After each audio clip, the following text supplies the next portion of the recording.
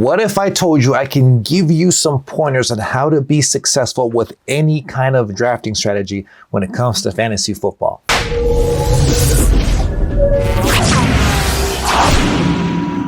Hey guys, if we're meeting for the first time, my name is Ivan Herrera and welcome to the 100 Fantasy Football channel.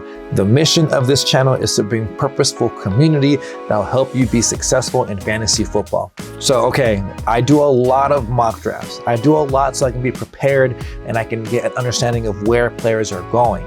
And the best way to do this is to use tools such as the Fantasy Pros Mock Draft Simulator. I'm gonna do a series of different scenarios on draft position, draft strategy, so you can see how you can construct a successful fantasy football roster going into the season. This particular scenario is called Zero RB.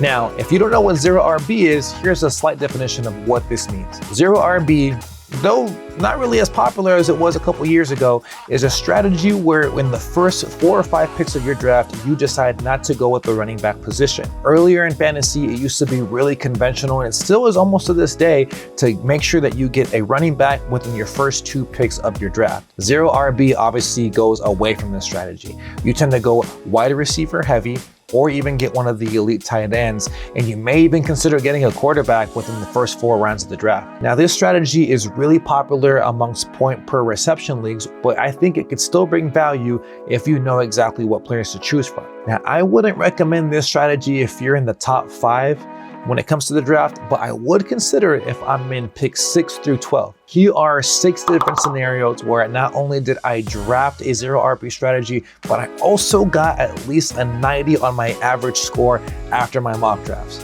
The key thing you want to focus on is, of course, wide receiver. The strategy that I love to implement with going with Zero RB is making sure that I get a wide receiver, or I also get one of those elite tight ends. Now, here's a little tip for you. If you are doing Zero RB, don't start off by getting 2 wide receivers, a tight end, and a quarterback.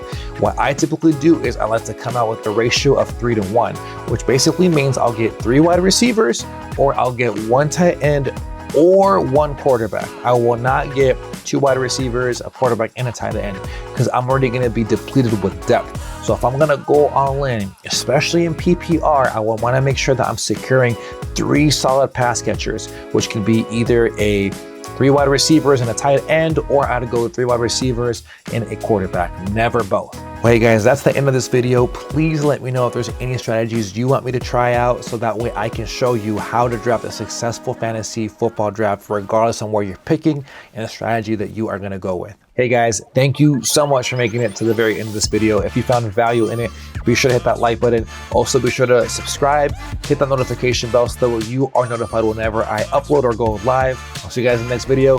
As always, keep it 100.